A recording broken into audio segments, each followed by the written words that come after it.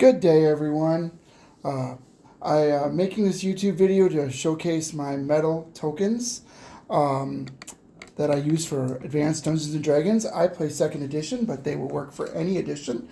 The idea is that they are a better alternative to doing encounters over miniatures, and there's definite advantages that metal tokens have over plastic or metal miniatures, and I'm going to use this video to kind of demonstrate what exactly are the advantages. So the only advantage that I can see that miniatures have over these is they just look cooler. You know, it's a 3D print of what the creature actually is, versus this is just a picture. But to me, a picture is all you really need.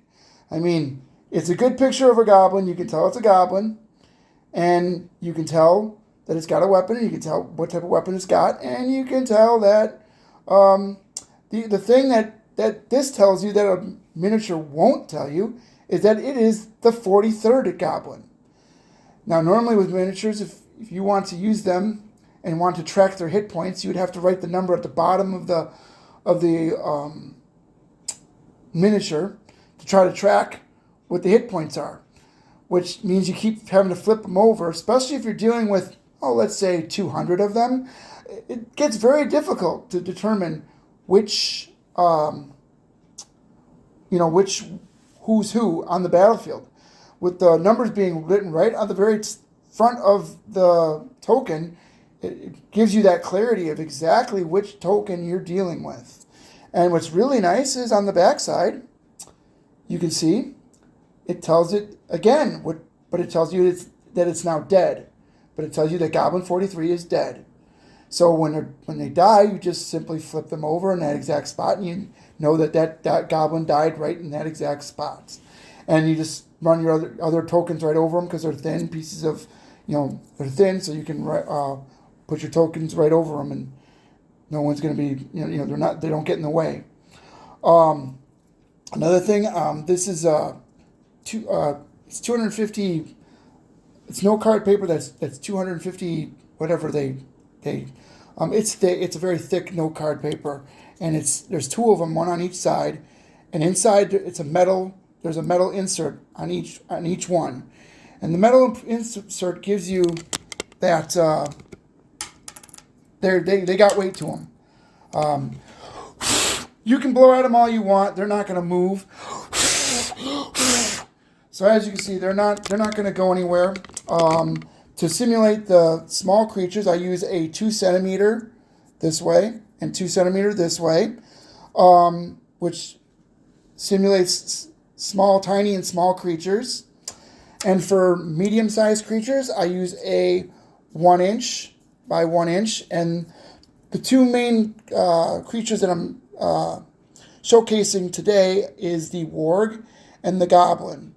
And like I said, they're both, you can see this is warg number 11, and you can see this is goblin number 43. I'm going to be selling them on eBay, and eventually my plan is to get on ESTY too, and I'll be selling them in packs of 20 and 40. And so if you like what you're seeing, first of all, I'd like you, if you please like and subscribe. Helps me get the channel out there and people can see what my product is. Also, if you have any questions, you can feel free to email me at metaltokens32@gmail.com. That's metaltokens32@gmail.com. So that's my email address. The metal inside them is not only just useful to give it the weight that it needs, but it also is useful it's got some other uses, and I will go into those in a bit here. Now, the other thing that's really nice about the tokens versus miniatures is if you have a warg and you have a goblin, with miniatures, the best you can do is you got two options. First, you just kind of put the warg or the goblin next to him, or somehow, and try to put him next to him and say, okay, he's riding him. If you want the goblin riding him, with the tokens, you just stack them. It's that simple. And I make it so you can see exactly still what it is. Warg number 11, goblin number 3. So they just ride, and when dismounting is that simple.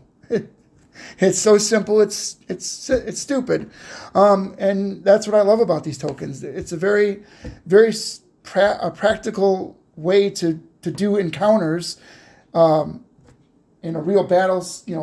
Get the real battle scenario versus just trying to use slips of paper that can blow away or whatever. And this way, the players get the real feel of what the creatures really look like, and they still and it's usable. They're more usable than let's say I want this soldier to ride this horse. It's that simple. Let's say I want to use a horse and carriage. And I got a draft horse, and I want to use this not a carriage but a pull wagon, and I want this guy. I'm going to have him. He's going to be riding it. So then I just put him on top of the wagon, and now he's riding a pulled wagon. And so now you got that clarity of who's riding on the wagon, controlling it. It makes it really that simple, and it's so simple. It's almost stupid that I've never seen anybody come up with anything like this. And when I've used these, everybody I've used them have absolutely loved them. Okay, so now what we have here, we're going to discuss what I've built. What I've built is a nighttime encampment. Okay, these soldiers are they're traveling from one city to another. That's the scenario, and they've made camp for the night. And again, this is a token, and that's the fire out. That's the fire going. Kind of cool. Anyway, again, it's got weight to it. Not going anywhere. Tents. Got weight to them. They're metal inserted, so they're not going anywhere. Anyway, next, they've set up call traps for anybody coming along the road to make sure nobody, invades the camp while they're sleeping. They did leave this guy up. This guy's supposed to be sleeping in his tent. They did leave this guy up. That's the scenario, and they have call traps on both sides of the road. There's call traps here. And just to give you an idea what the call trap looks like, there it is. The writing is very small, but the picture to me is you don't really need the writing. But it just lets you know that it's a 5 foot by 5 foot section. So it's 25 square feet.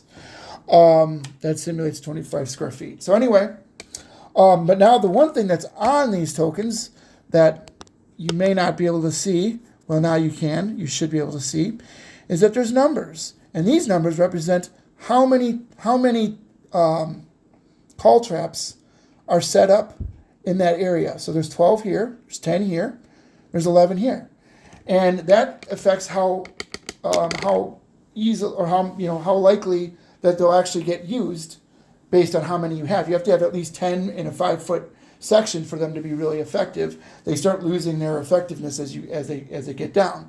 So now let's just say over here we have 10 goblins riding 10 wargs, and they're going to ride while these goblins are going to be snuck around and are going to try to penetrate the camp from both sides and surround them. So to give you an idea of how this would work is, okay, so this guy gets to here, he comes over the call trap. Let's say the warg misses the first save, he would do 1 to 6 points of damage. Let's say he misses the second save. The second save says that the call trap is stuck in his foot.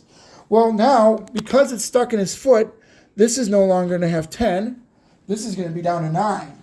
So what I'll do is I'll take a 9 marker, and I'll put 9 on here.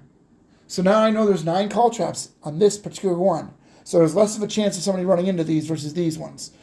Now this guy, the way the rule works with call traps is now he's going to spend the next 10 rounds trying to dig the call trap out of his foot. All right, so now I will put another status on that, showing that he's held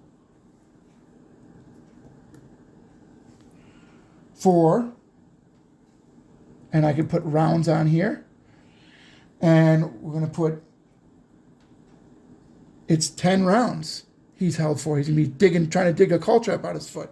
Now, you guys tell me if you like, do you think I need the round written on there? Or do you think held 10 is good enough? I'm kind of thinking that the held 10 is good enough. If anybody sees this and wants to put a comment, say, leave the round or don't need the round, let me know. I'm still debating if I want to leave that. There's times I just don't bother with it because to me, held 10 is really all you need to know. It tells you enough that he's held for 10 rounds. If we're talking turns, you just turn turns into rounds. You just do it 20, Now, as you can see, you might be wondering, well, wait, they should be falling off. Those are magnets. Those aren't going anywhere. That's what makes these really cool. You can write statuses right on all of anything that happens in war. You no longer have to put it on your encounter sheet where your hit points are. They're not coming off. Well, okay, if you hit them hard enough, they might fly off. But for the most part, they're on there pretty good. I say they don't come off and then it comes off, but it takes quite a bit for them. I put that down really hard, but as long as you don't put them down real hard, they'll stay on. And yes, it's nice to have something that's not going to just blow off. You can blow at them; they're not going to go anywhere. So now that gives you that simulation, and I have different statuses magnets for all different scenarios. I have, I think, like 15 or 20 different scenarios that I've created. Like, let's say this guy, him being a mage, he comes out of his tent. He doesn't want to get hit, so he's going to levitate in the air. So here's a levitation. Let me show you that. So there's levitation, and we can say he levitated 10 feet in the air. So now we just put that on him, and boom, I know now he's levitated 10 feet in the air. Right there. As he came out of tent, he started levitating. Let's say this priest comes out, and let's say he wants to do a hold person on these 4. And let's say 2 of them miss the save. I just take held. And like I said, I can put the rounds on there if I want. Let's say number 14 misses the save. And let's say number 24 misses the save. Now, there's 40 here. There's 40 goblins here. Am I going to remember next round that number 14 and number 24 can't move? There's a chance I'm going to move them without these statuses. Even if I have it written on the encounter sheet, there's a really good chance I'm going to forget, and I'm going to move them. And then also I'm going to look at the status here. Oh, he wasn't supposed to move. I already attacked with him. That guy already took damage. Too late now. This makes it so that stuff doesn't happen. Because I've had it happen. And once I started using the statuses, that no longer happened. And again, tell me, folks, if to you, is this enough information? If it says held 7, do you really need that round on there, or do you think I can just get rid of the round? I really would like some feedback on that. If that's something, I kind of think the round is kind of pointless. I mean, I think it's understood what that means. So I think I'm going to get rid of it. But yeah, if somebody would, please leave a comment in there if you think that's something I need to leave in there or not in the packs I'm going to sell for the magnets, status magnets. But so that would give you, now those guys are held. Let's say this. Let's just. I'm just showing stuff, just to show you the different status markers I have. So let's say this guy casts Entangle. Boom, right there. So now these 4 would be under entanglement, right? And so there's a bunch of weeds kind of going all over the place. It's a 40-foot square cube, which means it's 4 inches this way, 4 inches that way. These guys are all in it. Now, let's say 2 of them fail their save. I can then put an entangled status marker right on top of whoever failed. So let's say 31 failed. And then let's say that 27 failed. They're stuck there until the spell ends. So they're stuck, at least with second edition rules, they're stuck in the entanglement until the spell ends. And I forget exactly how long it is, but there's even metal on this. So if I wanted to, if I read it, let's say it went for, I don't know, 11 rounds, I could put an 11 here with an entangled on there, just so entanglement, so I know that this is the entangle and it's going for 11 rounds. So therefore, now I have that marked how long that's going to go, and I know this guy's entangled, he can't move. I know this guy's entangled, he can't move. So now the next round comes around, all I got to do is just take these, anywhere I see a number, I just keep, I go and I do one less right at the beginning of the round, so I know that, that the round is passed, and then I start, playing, and then, we go from there. So, like I said, it gives you a lot of clarity on during the battle that you wouldn't have with regular miniatures, and I find it very useful. It's helped me a lot, made my battles a lot more fun, being able to use, because use these versus miniatures, because of they've made the battles much more clear what's going on. And I don't know if it's more fun. I wouldn't say it's more fun. It's still fun to use the miniatures, but this just makes it a lot easier for you, especially if you're using a lot of creatures. Because the more creatures you use, the harder it is to keep track. And the number system right on, being written right on the monster and all your characters, or in case if it's a real character, it'll say exactly their name. I do plan including 4 custom characters with your first purchase of whatever monster you do buy. I do have plans to add hill giants, scorpions, and orcs packs. And if it's your first time buying on eBay, if you buy a pack, and I see you're a new customer, I've never dealt, so I will give you 4 custom characters to add to the order. This way you have characters, your characters that you have in your adventure, you can have them to attack the creatures you're buying. I will have you'll set, what I'll do is it's listed in the eBay, that my email will be metaltokens32@gmail.com. You say, what your order number was from eBay, what you bought, and then you'll tell me the 4 characters, their names. You'll give me all their list of all their equipment that you want to be, have them, if they have what color their cloak is, what color their boots are, what color their armor is supposed to be, what kind of armor it is, all that. If you already have a picture made, send me the picture. I will then make a token character that looks exactly like what with the exact specifications of what you gave me, and with the name at the very bottom. And then on the back side, it'll say their name, and it'll say down. So in other words, because let's face it, when a person's down, it goes all the way to -10. So a lot of times, characters, just because they're down doesn't mean that they're dead. So I put down on for characters. I put down instead of dead, and I will make 4 of those. Also, if you're watching this and you think this is really cool and you really like this, and you have an adventure set up, soon, and you really would like to use these tokens, but I'm not, the monsters I have currently aren't the monsters you need. Let me know what monsters you need. I can make them for you. We'll make a deal. And I'll include some, what your characters are for the adventure that you're going to be in. My price point is about $1.20, currently subject to change. I'm looking at about $1.25 per small guy, and then for the 1 inch will be $1.50. Something like a hill giant will be about $3 a piece. And I give out, I'm doing big packs because, I never understood buying 1 or 2. It doesn't make, if you're using them in an adventure, you're not going to, you're not going to only bring 1 or 2 goblins. You're never going to bring just 1 hill giant. You're going to bring multiple. You know, for goblins, you're going to bring at least 20. I mean, anything short of that is just a waste of time.